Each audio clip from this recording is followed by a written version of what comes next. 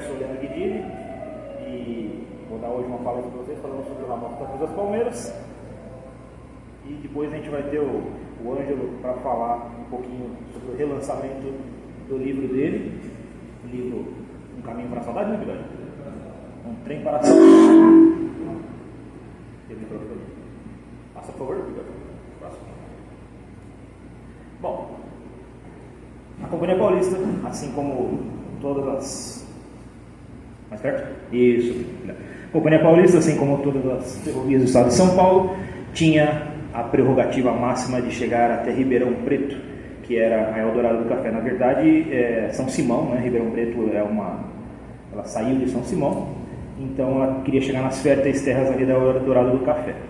Porém, ela, ao chegar em Porto Ferreira em 1880, ela teve a negativa do governo em favor da Mogiana de se prosseguir para a região de São Simão, e com a chegada ali em Ribeirão, em Porto Ferreira, ela se viu encurralada, um lado pela Companhia Mogiana na margem direita do Rio Mogi, pela Rio Clarense, além de Rio Claro, e não tinha mais para onde ela ir.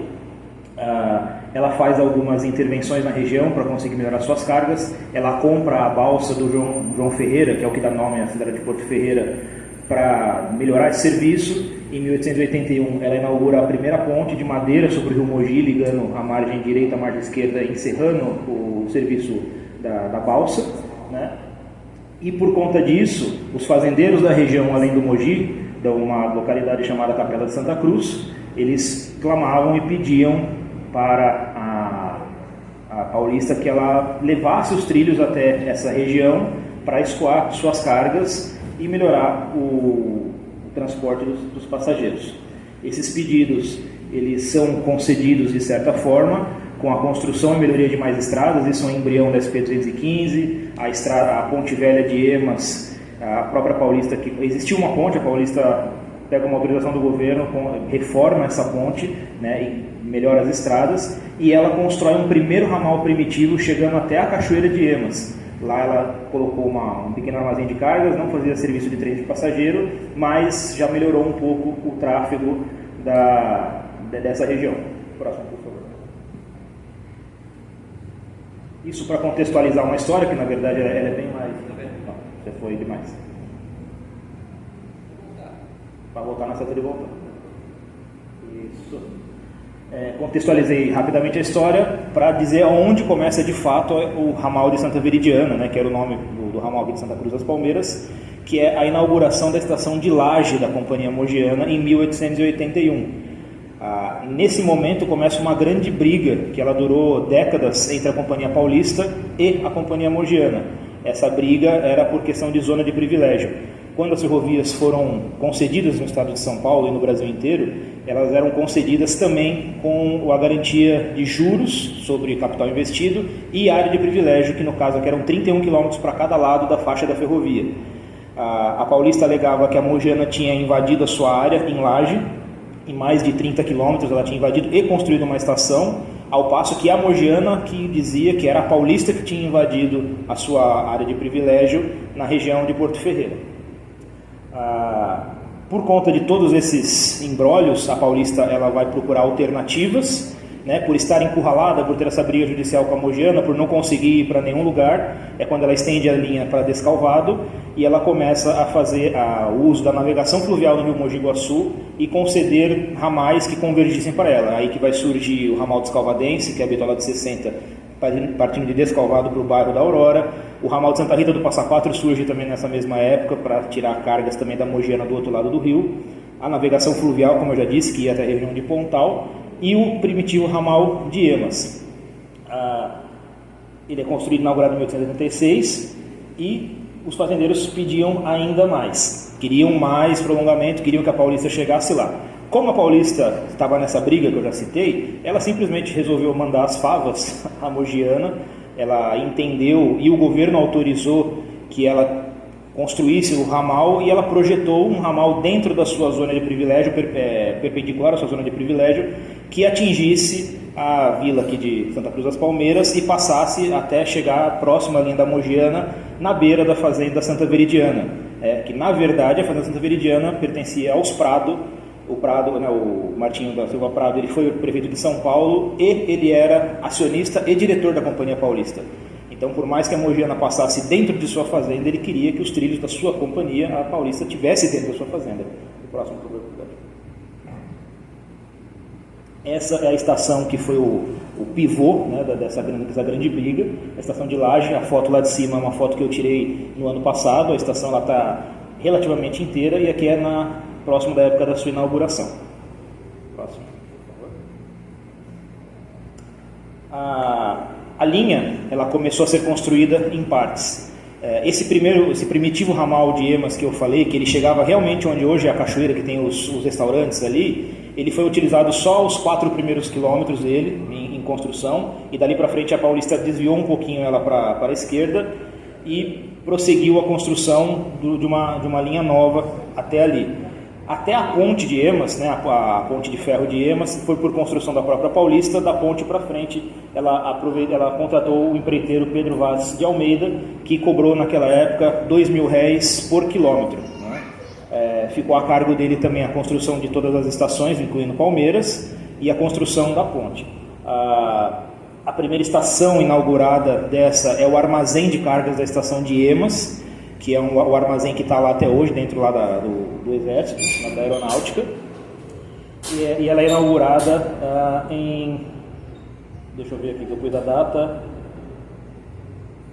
em 6 de dezembro de 1816. Eles inauguram tanto a estação de Emas como o posto telegráfico de Laranja Azeda, que era de onde a linha bifurcava. À esquerda continuava sentido Porto Ferreira e Descalvado, à direita sentido Santa Cruz das Palmeiras. A estação de Baguaçu foi a próxima estação a ser construída. Ela ficou como ponta de linha por algum tempo. Ela foi construída em 1891. E a estação de Santa Silvéria e Palmeiras, em 1892. Ambas construídas. Todas as estações eram exatamente iguais nessa época, né? E Santa Veridiana um pouquinho depois, chegou lá em 1893. O governo dá autorização definitiva para que o ramal pudesse funcionar em 2 de junho de 1893. Então a gente tem essa data como a data da inauguração oficial de toda a extensão do ramal de Santa Veridiana. Ali em cima, o posto telegráfico de Laranja Azeda, que infelizmente foi demolido há alguns anos pela prefeitura de Pirassununga. Aqui embaixo, a estação de Emas. Essa foto aqui é por volta dos anos 10, né, do século passado, e aquela lá também, aquela é um pouco mais antiga, final do século XIX. Essa daqui é uma foto do Mark Ferres. Mark Ferres, ele era um fotógrafo do Império, ele foi chamado de fotógrafo do Império. Ele era carioca e ele fazia várias excursões pelo Brasil todo, fotografando as grandes obras que estavam acontecendo no então Brasil Império, no fim do Brasil Império, começo do Brasil República. Então, ele veio em 1893, fez uma excursão e tirou foto da ponte logo perto da sua inauguração. Eu vou pegar uns dados aqui que eu não decorei de cabeça, só para vocês saberem um pouco sobre essa ponte, que ela realmente é muito bonita. Onde eu coloquei? Essa ponte, ela é uma construção do engenheiro Gabriel Osório Almeida. Ela tem 118 metros de extensão e ela custou, na época, 95 contos de réis para ficar pronta. Ela foi toda feita no Brasil, né? Ela tem aço importado, mas foi toda montada nas oficinas da Paulista em Jundiaí e transportada em partes aqui para o Rio Mogi. O serviço foi contratado no dia 4 de julho de 1890 e ela ficou definitivamente pronta em abril de 1891. Então, são alguns dados legais dessa ponte. Ali a estação de Baguaçu. Baguaçu era o meio do caminho entre Pirassununga e Palmeiras, né? Então era o principal cruzamento. E a estação de Santa Silvéria. Santa Silvéria era uma estação que originalmente não estava projetada, embora tenha sido feita junto com as outras, mas ela ficou a cargo do fazendeiro, eu vou ver aqui o nome dele, é o senhor José Júlio de Araújo Macedo. Se alguém conhecer depois qual era a fazenda dele, ele que queria que tivesse uma construção de uma estação dentro das suas terras. Então ele doou o terreno para a Paulista e a Paulista falou para ele construiu a estação de acordo com as plantas que a Paulista cedeu para ele. E o nome Santa Silvéria provavelmente deve ser em homenagem à esposa ou à mãe, que era muito comum disso daí. Infelizmente não encontrei informação desse fazendeiro.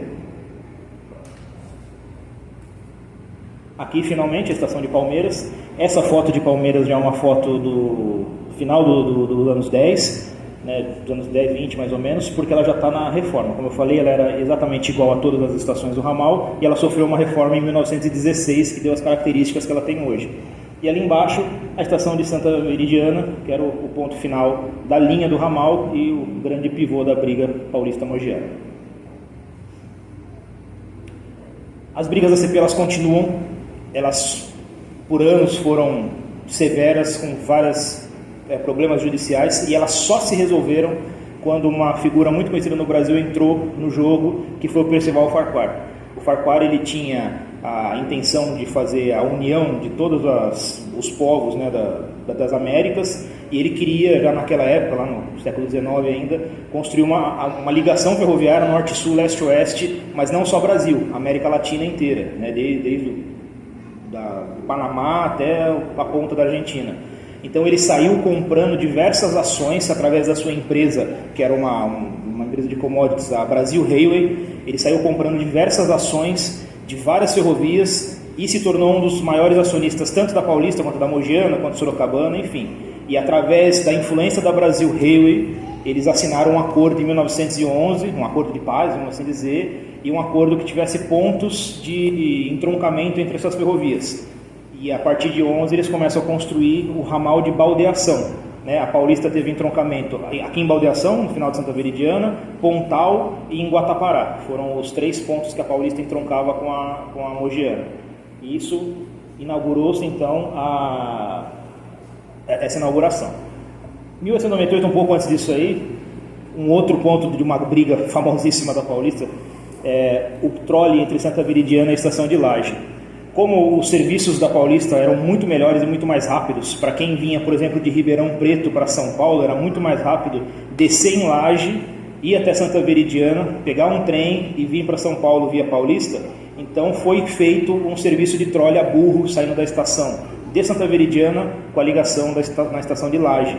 Isso foi em 1898. Por conta dessa ligação, a Mogiana enfurecida, isso a gente lê nos relatórios, né, a parte jurídica, eles fecham a estação de Laje por quase 8 meses. Só que, como a Laje tinha um movimento muito grande, porque a região ali era muito rica em fazendas, o governo aplica uma multa na Mogiana e obriga a Mogiana a reabrir a estação de Laje. Então o serviço de trole ele continuou operando mesmo a contragosto da Mogiana.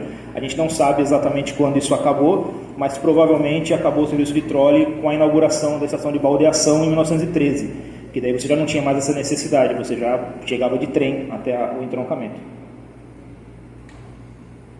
Então aqui tem uma pequena foto mostrando o trolezinho, vocês podem ver no meio da foto ali, está o trolinho com 2 burrinhos ali em frente, bem na plataforma de Santa Veridiana. Ele saía daí, fazia um trajeto de 800 metros e chegava até a estação de Laje. E essa, a estação de Baldeação. Baldeação ela ficava um pouco mais à frente de Santa Veridiana, né? Era um ramalzinho também de 1.200 metros, construído um pouco antes, eu vou mostrar ali no desenho, um pouquinho antes da chegada a Santa Veridiana. Então os trens que atendiam Baldeação, eles chegavam em Santa Veridiana, davam ré, passavam por trás da estação, faziam uma enorme curva e finalmente chegavam em Baldeação. Baldeação foi fechada em 1968, eu vou falar um pouco à frente. Não sei se vocês conseguem enxergar, vou mostrar aqui. Aqui é a linha tronco da Companhia Paulista, né, a do ramal de Santa Veridiana. Aqui essas benfeitorias todas, a estação de Santa Veridiana, o armazém de cargas, aqui era o girador, o depósito de locomotivas, o depósito de carros, as colônias. Quem conhece ali em Santa Veridiana, hoje em dia existe ainda o armazém, existe a estação e uma dessas casas aqui ainda está de pé, né? O resto, e tem uma caixa d'água aqui também no meio da plantação do dono lá da estação. O resto foi tudo demolido. Então daqui de trás saiu o ramal de Baldeação, como eu falei para vocês. Então o trem chegaria até a estação, dava ré e fazia essa curva aqui por cima para cá, para chegar nessa localidade que é a estação de Baldeação. Aqui a linha da Mogiana, né? Aqui a fazenda Santa Veridiana, fazenda dos Prados, e essa manchinha aqui é a estação de Laje. Então o Tremoí-Aburro ele saía daqui, né, como nessa linha que vocês estão vendo aqui, ó, ele saía daqui, vinha pelo meio do Cafezal e chegava na estação de Laje. Então, para vocês verem nesse desenho o quanto que uma linha era próxima da outra e por que houve tanta briga ali, tanta disputa por questão de zona de privilégio. A Santa Veridiana foi uma das maiores fazendas de café do estado de São Paulo, produzia muito e, obviamente, eles preferiam fazer o seu baldeio de cargas pela Paulista e não pela Mogiana. E as ferrovias eram as cata-café. Então, dali para frente a gente vê que só o Farquhar resolveu. Agora vamos dar um salto no tempo, né? Porque falando nisso, depois da construção de baldeação, nada de muito aconteceu. O ramal continuou seguindo sua vida, transportando cargas, passageiros, mas por causa de uma lei de 1955, lei do 2000, nunca lembro o número dessa lei. Lei 2698, de 27 de dezembro de 1955. Resumidamente, essa lei ela falava o quê? O governo autorizava a qualquer companhia ferroviária que queria erradicar os seus ramais deficitários, a autorização para fazer essa erradicação sem nenhum tipo de custo, sem quebra de contrato, desde que ela entregasse o leito da linha para a construção de estradas de rodagem. Então, se alguém aqui em algum momento se perguntou qual foi o momento que as ferrovias declinaram, foi a partir dessa lei. Porque a partir dessa lei, muitos ramais ferroviários começaram a ser fechados. A própria Paulista, durante os anos 50 até os anos 60, fechou praticamente todos os ramais de bitola estreita que ela tinha e começou a dar cabo naquilo que era economicamente inviável. Então, em 1967, 1º de outubro de 67, eles fecham baldeação, porque nessa época também a linha da Mogiana que passava por baldeação era a linha tronco. E a Mogiana sofreu diversas retificações nos anos 60, tirou a baldeação da linha tronco, então a baldeação estava num ramal da Mogiana que saía da estação de Coronel Correia Nova. Então, para fazer qualquer tipo de carga, você tinha que pegar um subramal da Paulista para entrar num ramal da Mogiana para pegar a linha tronco da Mogiana. Então ela se tornou uma operação super complicada e super deficitária. Então foi fechado a baldeação nessa época. E em abril, 1º de abril de 68, fecha-se o trecho entre Santa Veridiana e Palmeiras. Então, Santa Cruz das Palmeiras, a partir de 1º de abril de 1968, se torna fim de linha do ramal de Santa Veridiana, figurando a partir dali como o ramal de Santa Cruz das Palmeiras. Toda a malha entre Veridiana, os 8 quilômetros entre Veridiana e Palmeiras foi erradicado em agosto de 68. Tiraram todos os trilhos, entregaram, muito virou estrada, que na verdade é a estrada até hoje. Quem puder pegar um carro consegue, saindo de Palmeiras assim que atravessa a SP-215, consegue andar por todo o leito até chegar na estação de Santa Veridiana, por onde era a linha. Durante o ano de 68 também, não só aqui, mas como na malha da Companhia Paulista inteira, todas as estações intermediárias e de baixo movimento são fechadas como estação e figuram como paradas.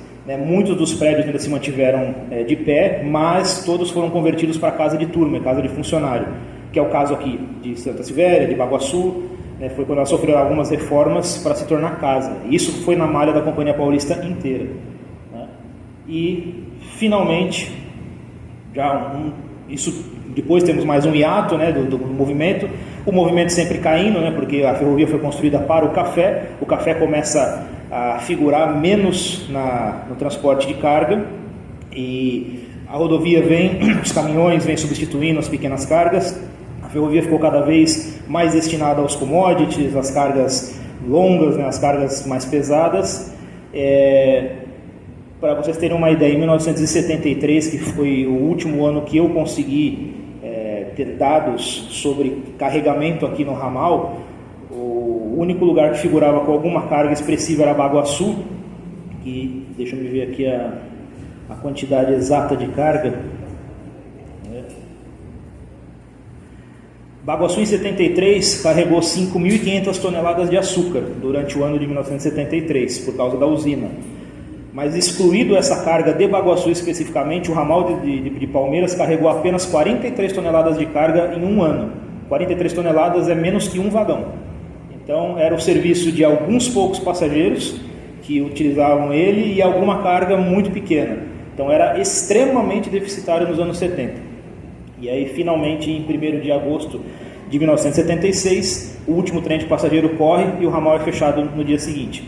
E eu não obtive informação de quando tiraram os trilhos, mas me falaram por aqui que parece que foi em 1980 que tiraram realmente definitivamente toda a malha ferroviária aqui de Palmeiras até Laranjazeiras. O ramal de Descalvado ainda continuou operando por mais um pouco de tempo, mas também com trens de carga muito minguados, até mais ou menos o ano de 1991, mas isso aí era mais ou menos um trem por dia, quando tinha, um trem por semana, desculpa.